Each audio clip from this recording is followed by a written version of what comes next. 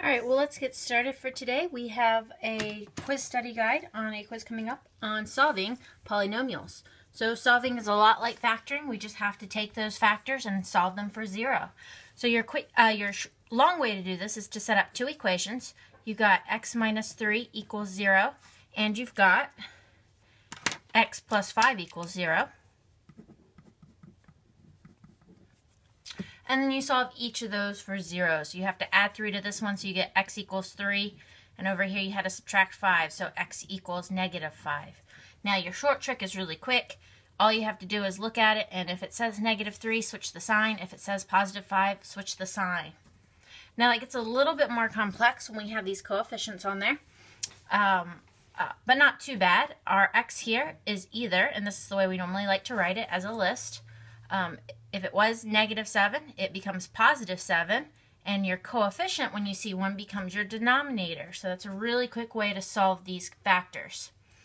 My next one says negative 3, so I automatically know that's positive 3, and my coefficient here is becoming my denominator again. So I have two solutions to this. I have 7/4, and, so that's a comma right there, I have 3/2. Now if I plugged either of these in here, and I solved this, I would get that this entire expression over here was equal to 0.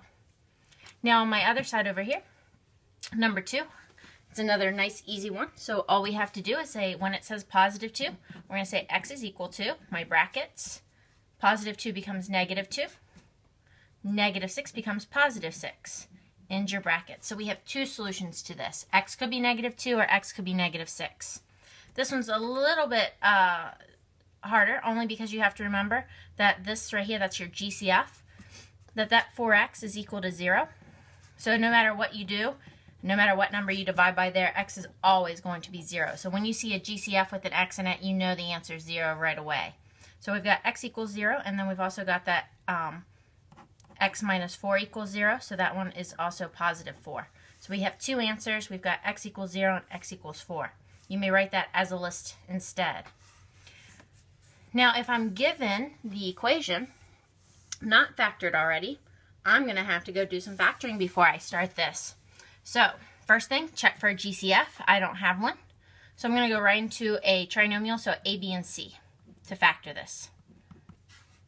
So my A is a ninja on this one, a 1. My B is that 9 on my X. And my C is that negative 36 at the end. I'm going to skip that B for just a second and come back to it later. I'm going to start with A times C. So A times C is negative 36. And I need two things that multiply to that negative 36 that add to this B. Now just a reminder, we're going towards this 2 by 2 box. We know our first term and our last term, x squared and negative 36. And we're trying to split up this 9x in between two places so that we can factor this. And that's where I'm getting these numbers from. I need that negative 36. It needs to multiply to that, but add to the 9. So I'm going to think about some numbers here. I've got 1 and 36. As long as my 1 is negative, that would still multiply to negative 36 and add to a positive. I've got negative 2 and 18. Not quite there yet. I've got negative 3 and 12. There we go. Perfect. That one's going to work. So I'm going to go ahead and put those right into place. I'm going to put my negative 3 up here and my 12 down here, because that's going to be really easy for me to think about GCFs that way. So I'm going to pull out my GCF sideways. Hopefully we're getting better and better at these. And I've got x and 12, which gives me x and negative 3 left over on top and bottom. So when I take this binomial up here and I divide by that x, I get x and negative 3. Same thing here. When I take this binomial and divide by 12, I get x and negative 3. That one's my check to make sure I pulled out my GCF and not just any common factor. And the last thing I need to do, I do have my factors already, but I didn't want my factors. I wanted my solutions because I need to solve this. I need to go ahead and say that x is equal to, I need to do those flips like we did in the section above. So anytime you see a positive 12, the answer, the solution is negative 12. Anytime you see a negative 3, the solution is a positive 3. Now for number 6, I'm going to switch over to another piece of paper because I'm starting to use my room already. Number 6, I've got another trinomial, and I look for a GCF first. It's always what you want to try. So 1, 7, and negative 60. those have no common factor, so I'm going to leave that alone. I'm going to go ahead and try to factor my A, B, and C. So I have 1, 7, and negative 60. So my A times my C on this one is 1 times negative 60, or negative 60. So I need two things to break that up into, and I'm heading towards this factored box. So I have x squared and negative 60, and I'm trying to split up that 7x in between two places. So I'm thinking it needs to be something pretty close together. So let's think about, let's see, how about 5 and 12? That will work as long as I make my 5 negative. So that's negative 5 and positive 12. I'm going to put my negative 5 down there and my 12 up here. So I picked those two numbers because they multiply to negative 60, but they're still adding to that b, that 7. So let me go ahead and factor out my GCFs to the side. So that's x right there. And then I also have an x and a 12 left over. I get a negative 5 down here. Whenever my first thing's negative, make sure you pull out that negative. And then I get x and positive 12 left over. So my check worked out. I pulled out the right number. So I have two factors, x plus 12 and x minus 5. And those equal 0, so I need to solve those. So I'm going to write that my x is equal to negative 12, because it started as positive 12 in my factor, and positive 5, because it started as negative 5 in my factor. So my two solutions down here, these would be the answers I wrote. Now, number 7 doesn't have an A, B, and C. It's only two terms. So maybe it's a different type, so let's check it out. I've got an x squared, it's subtraction. Hey, 121 is 11 squared. So this is called a difference of squares. So we have a special factoring pattern each time. You get the same thing in both parentheses, plus and minus. For your first term right there, that was x times x equals x squared. And then for 121, that was 11 times 11. So that's our difference of squares. Well, this one, it doesn't matter our signs because our answers are going to be both positive and negative 11. So you can say 11 and negative 11, or you can condense this down and just say that x is positive and negative 11. Both ways of writing that are perfectly okay. Now let's move on to our next section down here. These are a little bit different because now I have to solve first. So it says solve the following for 0. Pull out any GCFs, then factor and solve. Unfortunately, on a quiz or a test, I'm not so generous in my instructions. You're going to have to tell by what type of problem it is what you need to do. But this first one is solve for 0. So let me go ahead and factor that one. So I have an A, B, and C. So I have A equals 1, B equals negative 5, C equals negative 6. So I can put this right into my box. My first term, my last term, and I need to split up that x. Now I know I show every step here, but you need to start learning how to skip some steps. I don't want you to show every single step. That's a lot of work. Just show as many steps as you need to get that right. So negative 6 was negative 6 and 1. So I'm going to go ahead and put that up here. I think my negative 6 would be great with my other negative 6, and my 1 up there would be a nice placeholder. So I'm going to pull out sideways my GCFs, and I get x, which gives me x and 1. Pull out sideways my GCF, negative 6. Another reminder, I'm pulling out the negative because my first term was negative, and that means that my x and 1 are left over at the bottom, just like they should have been. My check works out. So I do have two factors, x plus 1 and x minus 6. But I didn't ask for the factors, I asked for the solutions. So I have to go ahead and change those. So this is x is equal to negative 1, came from my plus 1, and positive 6 came from my negative 6. So factors and solutions, very common, very similar, should I say, except that you switch the signs.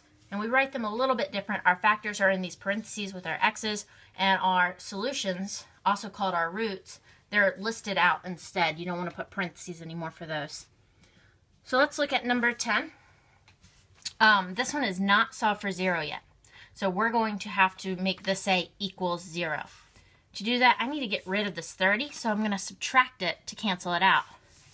So it doesn't just disappear, it needs to go to the other side over here. So I really have 5x squared plus 25x minus 30. And that all equals 0 now. So if you're going to switch the side, make sure you switch the sign. That's the quick way to think about this. Now I just put it on the end because I had an x squared and an x, and you can only add and subtract like things together. So only x squareds with x's, x squareds with x squared, x's with x's, and your regular old numbers with regular old numbers.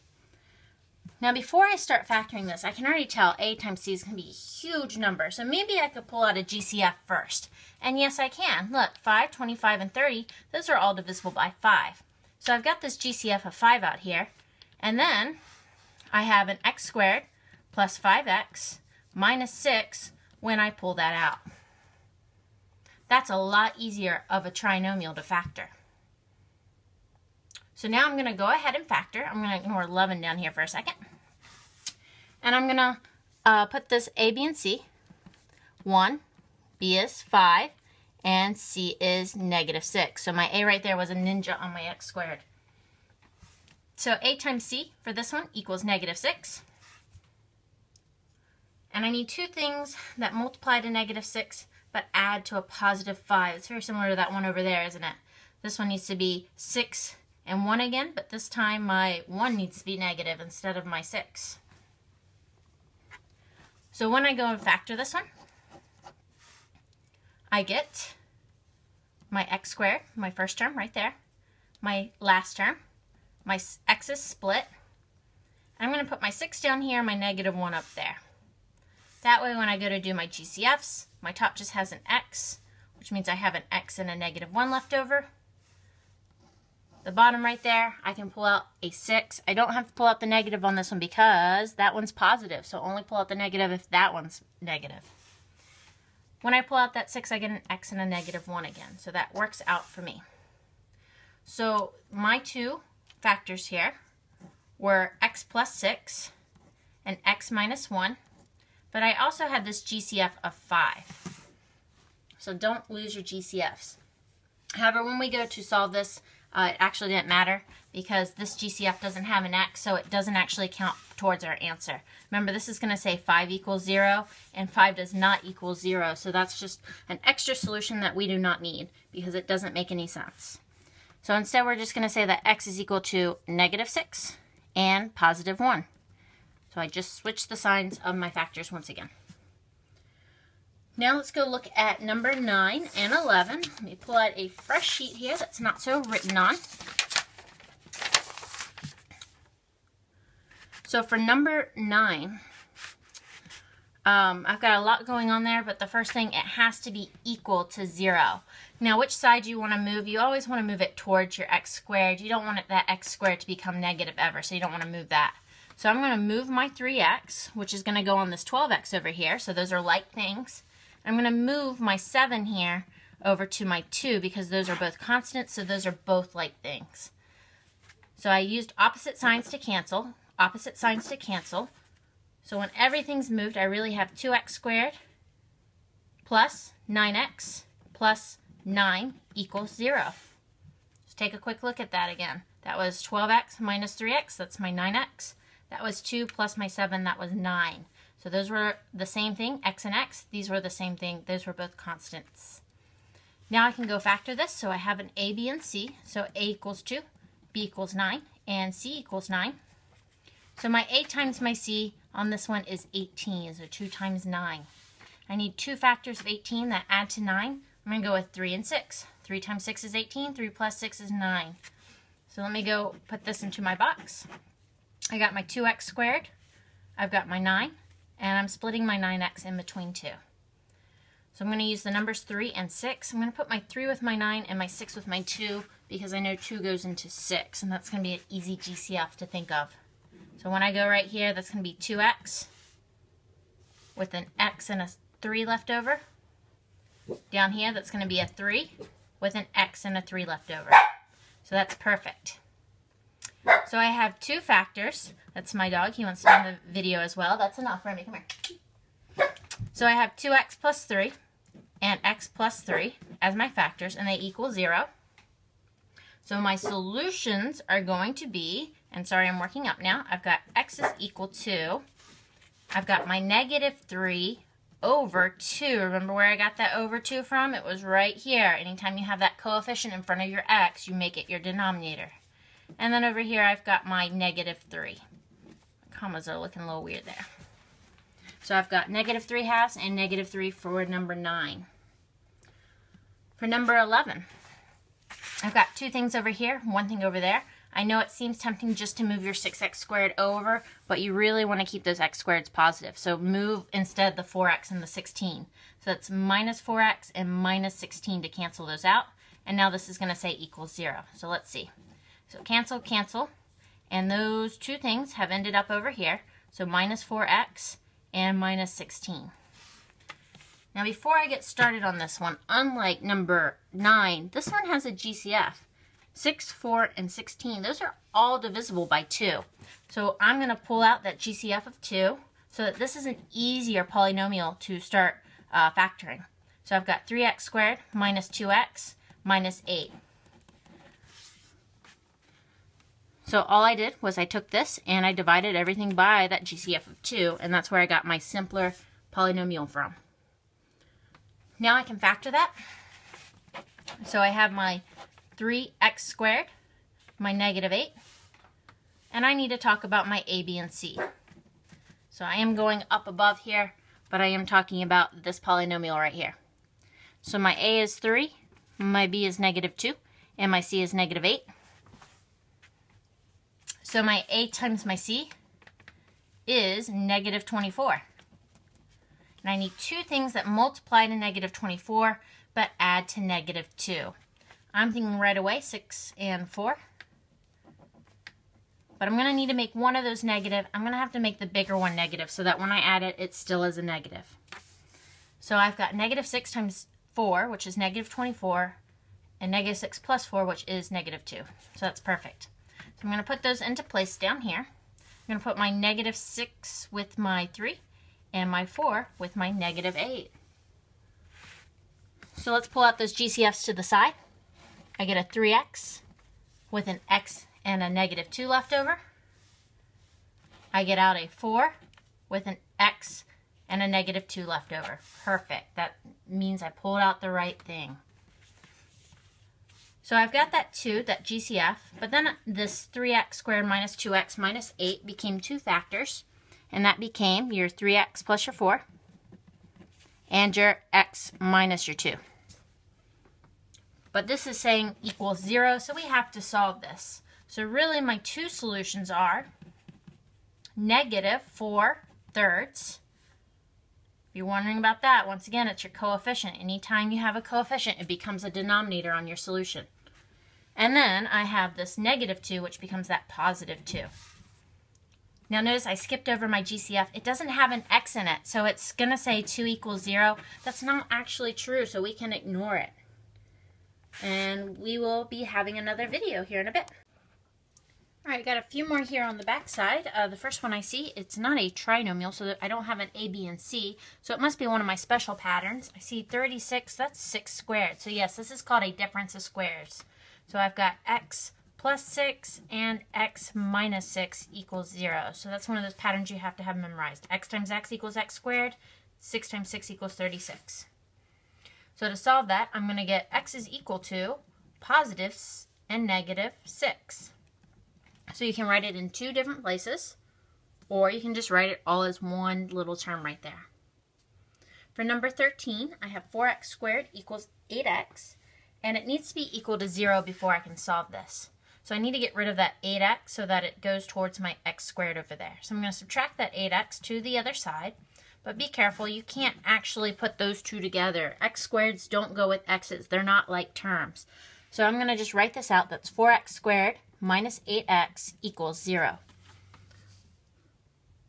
Now, that's not a trinomial either. I don't have an a, b, and c. And it's not perfect squares either. So what I'm going to try to do instead is a GCF. I see 4 and 8 and x squared and x. So you can pull it out by your hand. So you can say, oh, these have a 4x in common. So that means there's an x and a negative 2 left over. Or I also taught you how to do the boxes. So you have two terms. So you have 4x squared and negative 8x. So you can say, 4 and 8, those are both divisible by 4. Between x squared and x, you've always got to go with the lowest exponent. So I got to go with just an x. So I'm going to take that 4x. I'm going to divide everything by it. So 4x squared divided by 4x is just an x. So my 4's canceled, and then one of these x's got canceled off of those two up there. My x's on this one canceled, and negative 8 divided by 4 was negative 2. So these are the two pieces I got over here. This one we just did in our heads. This one we used the box to organize it. Now I have to solve this. I got two solutions, 4x equals 0 or x minus 2 equals 0. If I divide by that 4, I get x equals 0. This one gave me the x equals 2. So I got x equals 0 and 2, positive 2. Now earlier we were just throwing away the GCFs. This one we can't just throw away because it has an x in it. That means there's some value here. So you can solve that equation and you actually get a value for it. And that always happens for your GCFs with an x in it. It always just equals 0. So we have one more problem left on the study guide, so let's get to it. It's a graphing problem. So I've got this quadratic graphed. Got this little swoop here. It's a nice little horseshoe shape. We can see that it's opening up because it's making that U shape. And there's two important pieces to us, and that's right here and right here. Those x-intercepts. They have many, many different names. You can call them x-intercepts. But when we're talking about factoring, these x-intercepts are actually our solutions. And they're also our zeros. And they're also our roots. So all of those different names for that one thing. So it tells us a lot of information. So my question says, what are the zeros of the function above? So all I have to do is look at my x-intercepts. Now this one over here is definitely positive 2. But this one, you might be thinking 1, but here's negative 1 right there. Here's negative 2. So this has a scale of 1/2 for each hop. So that's really over negative 1/2. So those are my zeros, and my next question say, what are the factors? All we have to do, we know what factors look like, we just have to undo what we were doing earlier.